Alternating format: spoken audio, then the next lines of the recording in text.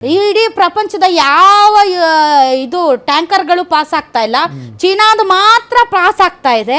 ಅವ್ರಿಗೆ ಯಾವ ತೈಲ ಕೊರತೆನೂ ಇಲ್ಲ. ಅವ್ರು ಇರಾನ್ ಜೊತೆ ತುಂಬಾ ಚೆನ್ನಾಗಿದ್ದಾರೆ. ಅವ್ರ ಜೊತೆ ಅವ್ರಿಗೆ ಆರ್ಮ್ಸ್ ಕೊಡ್ತಾ ಇದ್ದಾರೆ, ಬ್ಯಾಕ್ ಡೋರ್ ಅಲ್ಲಿ ಅವ್ರಿಗೆ ಟೆಕ್ನಾಲಜಿ ಕೊಡ್ತಾ ಇದ್ದಾರೆ. ಅವ್ರು ಹೆಂಗೆ ಟ್ರಂಪ್ ಜೊತೆ ಹೋಗ್ತಾರೆ? ಈ ಟ್ರಂಪ್ ಬುದ್ಧಿ ಆಯ್ತೋ ಇಲ್ಲ? ನಿಜ ನಿಜ. ಯಾವ ನೌಕೆಗಳು ಹೋಗದೆ ಇರೋದು ಚೀನಾ ನೌಕೆಗಳು ಹೋಗ್ತಾ ಇದಾವೆ ಅಲ್ಲಿ ಹರ್ಮುಜ್ ಜಲಸಂಧಿಯಿಂದ. ಅವ್ರು ಯಾಕೆ ಬರ್ತಾರೆ ಇವ್ರ ಸಪೋರ್ಟಿಗೆ? ಬಂದು ತಮ್ಮ ಕಾಲ್ ಮೇಲೆ ತಾವು ಯಾಕೆ ಚಪ್ಪಡಿ ಕಲ್ಲು ಹಾಕೊಳ್ತಾರೆ? ಜಪಾನ್ ಇಲ್ಲ ಅಂತ ಅಂದಿದೆ, ಆಸ್ಟ್ರೇಲಿಯಾ ಇಲ್ಲ ನಾವು ಬರಲ್ಲ ಅಂದಿದ್ದಾರೆ, ಸ್ಪೇನ್ ಅವರಂತೂ ಬಾಯಿಗೆ ಬಂದಂಗ್ ಮಾತಾಡ್ತಾ ಇದ್ದಾರೆ. ಯಾರು ಕೂಡ ಬರ್ತಾ ಇಲ್ಲ, ಯಾರು ಇಲ್ಲಿಯವರೆಗೆ ಓಪನ್ ಆಗಿ ಅಮೆರಿಕಕ್ಕೆ ಸಪೋರ್ಟ್ ಮಾಡ್ತಾ ಇಲ್ಲ. ಜಪಾನ್ ಇದ್ರಲ್ಲಿ ನಾವು ಕೈ ಹಾಕೋದಕ್ಕಾಗೋದಿಲ್ಲ, ತುಂಬಾ ಕಷ್ಟ ಇದೆ ಅಂತ ಹೇಳಿದ್ದಾರೆ. ಮೊದ್ಲೆಲ್ಲ ಹೆಂಗಿತ್ತು ಇವ್ರದು ಟ್ರಂಪ್ ಸಾಹೇಬ್ರದು ಟೋನು? ಆ ಯಾರದು ಯುಕ್ರೇನ್ ಜೆಲೆನ್ಸ್ಕಿ, ಆತನಿಗೆ ಎಷ್ಟು ಚೀಮಾರಿ ಹಾಕಿದ್ರು.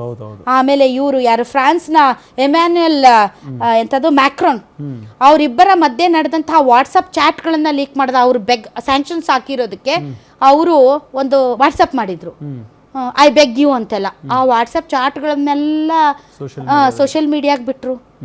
ಹೆಂಗೆ ಖ್ಯಾತೆ ತೆಗೆದ್ರು, ಹೆಂಗ್ ದುರಂಕಾರದಿಂದ ಮೆರೆದ್ರು. ಇವತ್ತು ಓಪನ್ ಆಗಿ ಭಿಕ್ಷೆ ಬೇಡ್ತಾ ಇದ್ರು ಕೂಡ ಯಾರು ಬರ್ತಾ ಇಲ್ಲ. ಯಾಕೆ ಇವತ್ತು ಅಮೆರಿಕಾಗಿಂತ ಪರಿಸ್ಥಿತಿ ಬಂತು? ಅವ್ರದೊಂದು ಅಬ್ರಹಾಂ ಲಿಂಕನ್ ಅಂತ ಅತಿ ದೊಡ್ಡ ಯುದ್ಧ ನೌಕೆ, ಪ್ರೈಡ್ ಆಫ್ ಅಮೆರಿಕಾ, ರಾಕ್ಷಸ, ಸಮುದ್ರದ ರಾಕ್ಷಸ ಅಬ್ರಹಾಂ ಲಿಂಕನ್, ದೊಡ್ಡ ಯುದ್ಧ ನೌಕೆ. ಅದನ್ನ ನಾವು ಡ್ಯಾಮೇಜ್ ಮಾಡಿದೀವಿ ಅಂತ ಇರಾನ್ ಹೇಳ್ತಾ ಇತ್ತು, ಆದ್ರೆ ಅಮೆರಿಕ ಅದನ್ನ ಡಿನೈ ಮಾಡ್ತಾ ಇತ್ತು. ಕೊನೆಗೆ ಇತ್ತೀಚೆಗೆ ಅದರ ವಿಡಿಯೋಗಳೆಲ್ಲ ಸೋಷಿಯಲ್ ಮೀಡಿಯಾದಲ್ಲಿ ವೈರಲ್ ಆದ್ವು. ಆಗ ಇಡೀ ಪ್ರಪಂಚಕ್ಕೆ ಏನ್ ಅನ್ಸುತ್ತೆ? ಇಂತಹ ಅಬ್ರಹಾಂ ಲಿಂಕನ್ನೇ ಡ್ಯಾಮೇಜ್ ಮಾಡಿದ್ದಾರೆ ಇವರು, ನಮ್ಮ ಹಡಗನ್ ನೀನ್ ಸುಮ್ನೆ ಬಿಟ್ಟಾರ ಇವರು? ಅಲ್ಲಿ ಹೋಗೋದ್ ಯಾಕೆ? ಇರಾನ್ ಜೊತೆ ಸಂಬಂಧನೂ ಹಾಳು ಮಾಡೋದ್ ಯಾಕೆ? ನಮಗೂ ಅವ್ರಿಗೂ ಅಂದ್ರೆ ಯಾವುದೇ ರೀತಿಯಾದಂತಹ ದ್ವೇಷ ಇಲ್ಲ. ಓನ್ಲಿ ಬಿಕಾಸ್ ಆಫ್ ಟ್ರಂಪ್ಗೋಸ್ಕರ ನಾವ್ಯಾಕೆ ಹೋಗ್ಬೇಕು, ನಾವ್ಯಾಕೆ ಸಂಬಂಧ ಹಾಳು ಮಾಡ್ಕೋಬೇಕು ಅಂತ ಎಲ್ಲರೂ ಯೋಚನೆ ಮಾಡ್ತಾರೆ. ಭಾರತ ಏನ್ ಮಾಡ್ಬೋದು? ಭಾರತ ಡೆಫಿನೆಟ್ಲಿ ಕಳ್ಸಲ್ಲ. ಭಾರತ ಡೆಫಿನೆಟ್ಲಿ ಇದರಲ್ಲಿ ಕೈ ಹಾಕೋದಿಲ್ಲ. ಡೆಫಿನೆಟ್ಲಿ ಇದರಲ್ಲಿ ಕೈ ಹಾಕೋದಕ್ಕೆ ಸಾಧ್ಯನೇ ಇಲ್ಲ. ಯಾಕೆ ಅಂತಂದ್ರೆ ಈಗ ನೋಡಿ, ಇರಾನ್ ನಿಂದ ನಮ್ಮ ಹಡಗುಗಳು ಪಾಸ್ ಆಗಿವೆ. ಅದು ಬಿಕಾಸ್ ಆಫ್ ಮೋದಿನ ಅಥವಾ ಬಿಕಾಸ್ ಆಫ್ ನಮ್ಮ ರಾಜತಾಂತ್ರಿಕ ವ್ಯವಸ್ಥೆಯಲ್ಲಿ ನಡೆದಂತಹ ಮಾತುಕತೆನ ಗೊತ್ತಿಲ್ಲ. ಆದ್ರೆ ಇರಾನ್ ಅವ್ರು ಏನ್ ಹೇಳ್ತಾ ಇದ್ದಾರೆ ಗೊತ್ತಾ? ಭಾರತದ ಜನ ತುಂಬಾ ಒಳ್ಳೆಯವರು, ಭಾರತದ ಜನ ಇರಾನ್ಗೋಸ್ಕರ ಕಣ್ಣೀರು ಮಿಡಿದಿದ್ದಾರೆ, ಭಾರತದ ಜನ ತುಂಬಾ ಹೃದಯವಂತರು, ಭಾರತದ ಜನರಿಗೋಸ್ಕರ, ಭಾರತದ ಜನರಿಗೆ ತೊಂದರೆ ಆಗಬಾರದು ಅಂತ ನಾವು ಅವರ ಹಡಗುಗಳನ್ನ ಬಿಟ್ಟಿದ್ದೇವೆ. ಕರೆಕ್ಟ್. ಇಂಡಿಯನ್ ಪೀಪಲ್ ತುಂಬಾ ಈ ಯುದ್ಧವನ್ನ ಖಂಡಿಸಿದ್ದಾರೆ. ಹೌದು. ಮತ್ತು ಅಲ್ಲಿಯ ಜನ ಇರಾನ್ ಬಗ್ಗೆ ತುಂಬಾ ಚೆನ್ನಾಗಿ ಮಾತಾಡ್ತಾ ಇದ್ದಾರೆ. ಇರಾನ್ ಮೇಲೆ ತೋರಿಸಿರುವಂತಹ ಪ್ರೀತಿಗೆ ನಾವು ಅವರ ಹಡಗುಗಳಿಗೆ ಮಾರ್ಗವನ್ನು ಓಪನ್ ಮಾಡಿದ್ದೀವಿ ಅಂತ ಹೇಳ್ತಾ ಇದ್ದಾರೆ. ಸೊ ಇಂತಹ ಸಂದರ್ಭದಲ್ಲಿ ಈಗ ನರೇಂದ್ರ ಮೋದಿ ಅವರು ಅವರ ಯುದ್ಧ ನೌಕೆಯನ್ನ ಅಮೆರಿಕ ನೇವಿ ಉಡಾಯಿಸಿದಾಗೂ ಮಾತಾಡಿರಲಿಲ್ಲ. ಮತ್ತೆ ಅಯತುಲ್ಲಾ ಅಲಿ ಖಮೇನಿ ಸರ್ವೋಚ್ಚ ನಾಯಕನನ್ನ ಹೊಡೆದುರುಳಿಸಿದಾಗ್ಲೂ ಕೂಡ ಮಾತಾಡಿರ್ಲಿಲ್ಲ. ಅದಾದ ಮೇಲೆ ಭಾರತದ ಜನ ಈಗಂತೂ ಸೋಷಿಯಲ್ ಮೀಡಿಯಾ ಅಥವಾ ಡಿಜಿಟಲ್ ಮೀಡಿಯಾ ಎಷ್ಟರ ಮಟ್ಟಿಗೆ ಎಲ್ಲಿಗೆ ಬೇಕಾದ್ರೂ ತಲುಪುತ್ತೆ.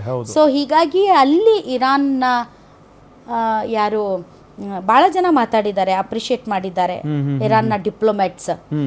ಇಲ್ಲ, ಭಾರತದ ಜನರಿಗೋಸ್ಕರ ಇದನ್ನ ಓಪನ್ ಮಾಡಿದೀವಿ, ಅವ್ರು ತುಂಬಾ ಒಳ್ಳೆಯವರು, ನಮ್ಮ ಮೇಲೆ ನಡೀತಾ ಇರುವಂತ ದಾಳಿಯನ್ನ ಖಂಡಿಸ್ತಾ ಇದ್ದಾರೆ ಅಂತ. ಸೊ ಹೀಗಾಗಿ ಭಾರತ ಕೂಡ ಟ್ರಂಪ್ ಹೇಳ್ದ ಅಂತ ಯುದ್ಧ ನೌಕೆಗಳನ್ನ ಕಳುಹಿಸಿ ಅಮೆರಿಕ ಪರವಾಗಿ, ಇಸ್ರೇಲ್ ಪರವಾಗಿ ನೋ ಚಾನ್ಸ್. ಆ ತರ ಮಾಡೋದಕ್ಕೆ ಸಾಧ್ಯನೇ ಇಲ್ಲ. ನಿಮ್ ಮಗು ಅಳ್ತಿದ್ಯಾ? ಹಾಗಾದ್ರೆ ನಿಮ್ ಮಗುವಿಗೆ ಜೀನಿ ಸರಿ ಇಟ್ಕೊಡಿ. ಯಾಕಂದ್ರೆ ಜೀನಿ ಸರಿ ಇಟ್ಟು ನಿಮ್ಮ ಮಗುವಿಗೆ 100% ಸರಿಯಾದ ಆಹಾರ. ನಿಮ್ಮ ಮಗು ನೆಮ್ಮದಿಯಾಗಿ ನಿದ್ದೆ ಮಾಡಬೇಕಾ, ದಷ್ಟಪುಷ್ಟವಾಗಿ ಬೆಳಿಬೇಕಾ? ಹಾಗಾದ್ರೆ ಜೀನಿ ಸರಿ ಇಟ್ಟು ಕೊಡಿ. ಎಲ್ಲಾ ಮೆಡಿಕಲ್ ಶಾಪ್ಗಳು, ದಿನಸಿ ಅಂಗಡಿಗಳು, ಸೂಪರ್ ಮಾರ್ಕೆಟ್ಗಳಲ್ಲಿ ಲಭ್ಯ. ಯಾಕೆಂದ್ರೆ ಈಗ ನಮ್ಮ ದೇಶದಲ್ಲಿ ತಲೆದೋರಿರುವಂತಹ ಈ ತೈಲ ಅಭಾವದಿಂದ ಆಗ್ತಾ ಇರುವಂತಹ ಅವಾಂತರಗಳನ್ನು ನೋಡಿದ ಮೇಲೆ ಆ ಥರದ ಕೆಟ್ಟ ನಿರ್ಧಾರಗಳನ್ನು ನಮ್ಮ ಭಾರತ ಸರ್ಕಾರ ತೆಗೆದುಕೊಳ್ಳುತ್ತೆ ಅಂತ ನನಗನ್ಸೋದಿಲ್ಲ. ದಿ ಸೇಮ್ ಟೈಮ್ ಅವರ ಮಿತ್ರ ರಾಷ್ಟ್ರಗಳೇ ಅವ್ರ ಸಪೋರ್ಟ್ಗೆ ಹೋಗ್ತಾ ಇಲ್ಲ, ಅವರ ನ್ಯಾಟೋ ರಾಷ್ಟ್ರಗಳೇ ಅವ್ರಿಗೆ ಹೋಗ್ತಾ ಇಲ್ಲ. ಯಾವಾಗ ಅಬ್ರಾಹಂ ಲಿಂಕನ್ ಮೇಲೆ ಅವರು ದಾಳಿ ಮಾಡಿದ್ರು, ಇವ್ರದ್ದು ದಾದಾಗಿರಿ, ಇವ್ರದ್ದು ಗರ್ವಭಂಗ ಆಗೋಗಿದೆ. ಈಗ ಯಾರು ಕೂಡ ಟ್ರಂಪ್ ಮಾತುಗಳನ್ನ ನಂಬ್ತಾ ಇಲ್ಲ. ದಿನಕ್ಕೊಂದರಂತೆ ಹೇಳಿಕೆ ಕೊಡ್ತಾ ಇದ್ದಾರೆ. ಮೀಡಿಯಾದವ್ರು ಪ್ರಶ್ನೆ ಕೇಳಿದ್ರೆ ನೀವು ಸರಿ ಇಲ್ಲ, ನಿಮ್ಮ ಚಾನಲ್ ನೀವು ತುಂಬಾ ಭ್ರಷ್ಟಾಚಾರದಲ್ಲಿ ಇದ್ದೀರಾ ಅಂತ ಫ್ರಸ್ಟ್ರೇಷನ್ ತೋರಿಸ್ತಾ ಇದ್ದಾರೆ ಟ್ರಂಪ್. ಆ ಲೆವೆಲ್ಗೆ ವಿಲ ಅಂತ ಒದ್ದಾಡ್ತಾ ಇದ್ದಾರೆ. ಇರಾನ್ ಹೇಳ್ತಾ ಇದೆ ಈಗ ಟ್ರಂಪ್ ಹತ್ರ ಯಾವ ಮಾರ್ಗನೂ ಇಲ್ಲ. 9/11 ಆಗಿತ್ತಲ್ಲ ಅಮೆರಿಕಾದಲ್ಲಿ ದಾಳಿ, ವಿಮಾನ ನುಗ್ಸಿದ್ರಲ್ಲ, ಆ ತರ ಟ್ರಂಪೇ ನುಗ್ಗಿಸ್ಬಿಟ್ಟು ಇರಾನ್ ಮಾಡಿದೆ ಅಂತ ಹೇಳಿ ಇಡೀ ಪ್ರಪಂಚದಲ್ಲಿರುವಂತಹ ಬೇರೆ ರಾಷ್ಟ್ರಗಳಿಗೂ ಕೂಡ ಪ್ರೇರೇಪಣೆ ಮಾಡಿ ವರ್ಲ್ಡ್ ವಾರ್ ಮಾಡಿಸೋ ಲೆವೆಲ್ಗೆ ಹೋಗ್ತಾನೆ ಟ್ರಂಪ್ ಅಂತ.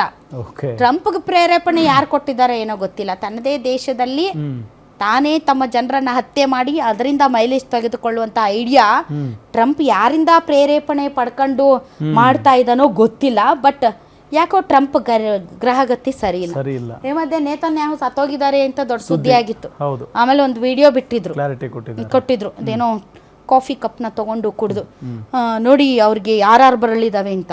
ಕಾಫಿ ಕಪ್ನ ತಗೊಂಡು ಬೆರಳೆಲ್ಲ ತೋರಿಸಿ ಹಿಂಗೆಲ್ಲ ತೋರಿಸಿ ನೋಡಿ 5 10 ಬರಳಿದಾವೆ ಅಂತ. ಅದರಲ್ಲೂ ಜನ ಸೋಷಿಯಲ್ ಮೀಡಿಯಾದಲ್ಲಿ ತುಂಬಿರೋ ಕಪ್ಪು ತುಳುಕ್ತಾ ಇದೆ, ಅದ್ರ ಕೆಳಗಡೆ ಬಿದ್ದೇ ಇಲ್ಲ, ಇದು AI ಅಂತ ಮತ್ತಿನ್ನೊಂದು ವಿಡಿಯೋ ಬಿಟ್ರು ಅವ್ರು ಬದುಕಿದ್ದಾರೆ ಅಂತ. ಸೊ ಇರಾನ್ ಅಷ್ಟು ಕಾಟ ಕೊಡ್ತಾ ಇದೆ ಇವ್ರಿಗೆ ಅಂತ. ಸೊ ಈಗ ಮತ್ತೆ ತಮ್ಮ ಇಷ್ಟ ದಿನ ಹೇಳ್ತಾ ಇದ್ರು, ಇಷ್ಟ ದಿನ ನಾವ್ ಎಸ್ತಿದ್ದು ಕಸ, ಡ್ರೋನ್ಗಳ ಮೂಲಕ ಏನ್ ದಾಳಿ ಮಾಡಿದ್ವಿ, ಇಷ್ಟ ದಿನ ನಾವ್ ಎಸ್ತಿರೋದು ಕಸ, ಈಗ ನಾವು ಪವರ್ಫುಲ್ ಮಿಸೈಲ್ಸ್ ಬಿಡ್ತಾ ಇದೀವಿ, ಸುಜಲ್ ಅಂತ ಬಿಡ್ತಾ ಇದ್ದಾರೆ, 7 ನಿಮಿಷದಲ್ಲಿ ಇಸ್ರಾಯಲ್ಗೆ ಹೋಗಿ ಅಟ್ಯಾಕ್ ಮಾಡುತ್ತೆ ಅಂತ ಅದು. ಸೊ ಈ ಲೆವೆಲ್ಗೆ ಇರಾನ್ ಕಾಟ ಕೊಡ್ತಾ ಇದೆ. ಮತ್ತೊಂದು ಕಡೆ ಅಮೆರಿಕ ವಿಲವಿಲ ಅಂತ ಒದ್ದಾಡ್ತಾ ಇದೆ. ಇವರಿಬ್ಬರ ಮಧ್ಯೆ ಇನ್ನೂ ದೊಡ್ಡ ಮಟ್ಟದಲ್ಲಿ ಆಘಾತ ಚಿಂತೆಗೀಡಾಗಿರುವಂತಹ ದೇಶಗಳು ಯಾವ ಹೇಳಿ? ಕೊಲ್ಲಿ ರಾಷ್ಟ್ರಗಳು, UAE, ಸೌದಿ, ಮತ್ತೆ ಕತಾರ್, ಬಹರೇನ್, ಇವರೆಲ್ಲರೂ ವಿಲವಿಲ ಅಂತ ಒದ್ದಾಡ್ತಾ ಇದ್ದಾರೆ.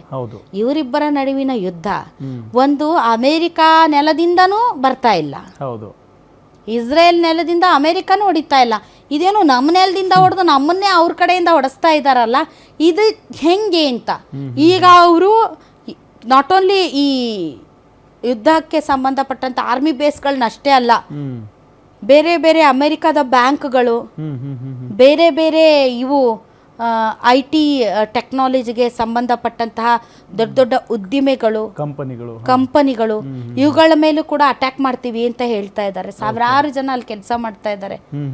ಸೊ ದುಬೈ ಸೇರಿದಂತೆ UAE ಸಿಕ್ಕಾಪಟ್ಟೆ ಅಮೆರಿಕದ ಇನ್ವೆಸ್ಟ್ಮೆಂಟ್ ಇದೆ. ಹೆಂಗ್ ಮಾಡ್ತಾರೆ, ಏನು ಮಾಡ್ತಾರೆ, ಕೊಲ್ಯಾಪ್ಸ್ ಆಗೋಗುತ್ತೆ ಎಲ್ಲ. ಸೊ ಹೀಗಾಗಿ ಇದು ಆದಷ್ಟು ಬೇಗ ಮುಗಿದ್ರೆ ಎಲ್ಲರಿಗೂ ಒಳ್ಳೇದು. ಕೊಲ್ಲಿ ರಾಷ್ಟ್ರಗಳು ಮುಗಿಸೋ ನಿಟ್ಟಿನಲ್ಲಿ ಏನಾಗಬೇಕು ಅಂತ ಯೋಚನೆ ಮಾಡ್ತಾ ಇದ್ದಾವೆ ಹೊರತು ಅಮೆರಿಕಕ್ಕೆ ಸಪೋರ್ಟ್ ಮಾಡೋಣವಾ, ಇಸ್ರೇಲ್ಗೆ ಸಪೋರ್ಟ್ ಮಾಡೋಣವಾ, ಅಥವಾ ಇರಾನ್ಗೆ ಸಪೋರ್ಟ್ ಮಾಡೋಣವಾ, ಇದ್ರ ಬಗ್ಗೆ ಅವರು ಯೋಚನೆ ಮಾಡ್ತಾ ಇಲ್ಲ. ಮತ್ತೆ ಉತ್ತರ ಕೊರಿಯಾ ಅವರೇ ಸಾಹೇಬ್ರು ಇದಾರಲ್ಲ ಸರ್ವಾಧಿಕಾರಿ, ಮೊನ್ನೆ ಪರಮಾಣು ಬಾಂಬ್ ಪರೀಕ್ಷೆ ಮಾಡಿದ್ದಾರೆ ಉತ್ತರ ಕೊರಿಯಾದವರು. ಅಲ್ಲಿ ಅಮೆರಿಕಾಗೆ ಏನು ಅನ್ಸಿಲ್ವಾ? ಇವರು ಇರಾನ್ ಅವರು ಪರಮಾಣು ಬಾಂಬ್ಗಳನ್ನ ಹೊಂದಿದ್ರೆ ಇಡೀ ಪ್ರಪಂಚಕ್ಕೆ ಅವ್ರ ಥ್ರೆಟ್ ಅಂತ ಅವ್ರ ಮೇಲೆ ಯುದ್ಧಕ್ಕೆ ಹೋಗಿದೀವಿ ಅಂತ ಹೇಳ್ತಾ ಇದಾರೆ. ಹೌದಾ? ಇನ್ನೂ ಅವ್ರು ಬಾಂಬೆ ರೆಡಿ ಮಾಡಿಲ್ಲ. ಉತ್ತರ ಕೊರಿಯಾದ ಸರ್ವಾಧಿಕಾರಿ ಆಲ್ರೆಡಿ ಪರಮಾಣು ಬಾಂಬ್ ಟೆಸ್ಟ್ ಮಾಡಿದ್ರು ಮೊನ್ನೆ 2 ದಿನದ ಹಿಂದೆ. ಮತ್ತೆ ಅಮೆರಿಕ ಏನು ನುಗ್ಲಿಲ್ಲ, ಏನು ಯುದ್ಧ ಸಾರ್ಲಿಲ್ಲ, ಅದ್ರ ಬಗ್ಗೆ ಆಲೋಚನೆನೇ ಮಾಡ್ಲಿಲ್ಲ. ಯಾಕೆ ಹೇಳಿ? ಅವ್ರ ಹತ್ರ ಪರಮಾಣು ಬಾಂಬ್ ಇದೆ ಅಂತ. ಇರಾನ್ ಅದನ್ನೇ ಹೇಳ್ತಾ ಇರೋದು, ನಮ್ಮ ದೇಶದ ಸಾರ್ವಭೌಮತ್ವ ಅಖಂಡತೆ ರಕ್ಷಣೆಗೆ ನಮಗೂ ಒಂದು ಪರಮಾಣು ಬಾಂಬ್ ಇದ್ರೆ ಅಮೆರಿಕನೋ ಇಸ್ರೇಲೋ ನಮ್ ಕಾಟ ಕೊಡಲ್ಲ ಅಂತ. ಬಟ್ ಗೊತ್ತಿಲ್ಲಪ್ಪ, ಈ ಯುದ್ಧ ಅಂತೂ ಈಗಲೇ ಮುಗಿಯುವಂತ ಯಾವ ಲಕ್ಷಣನೂ ಕಾಣ್ತಾ ಇಲ್ಲ. ಯುರೋಪಿಯನ್ ರಾಷ್ಟ್ರಗಳಾಗ್ಲಿ, ನ್ಯಾಟೋ ರಾಷ್ಟ್ರಗಳಾಗ್ಲಿ, ಅಮೆರಿಕದ ಮಿತ್ರ ರಾಷ್ಟ್ರಗಳಾಗ್ಲಿ ಟ್ರಂಪ್ಗೆ ಸಾಥ್ ಕೊಡ್ತಿಲ್ಲ. ಈಗ ಯುದ್ಧ ನಿಲ್ಲಿಲ್ಲ ಅಂತ ಅಂದ್ರೆ ರಾಜ್ಯದಲ್ಲಿ, ರಾಷ್ಟ್ರದಲ್ಲಿ ಗ್ಯಾಸ್ ಕಾರ್ಮೋಡ ಸಿಕ್ಕಾಪಟ್ಟೆ ಕಾಡ್ತಾ ಇದೆ.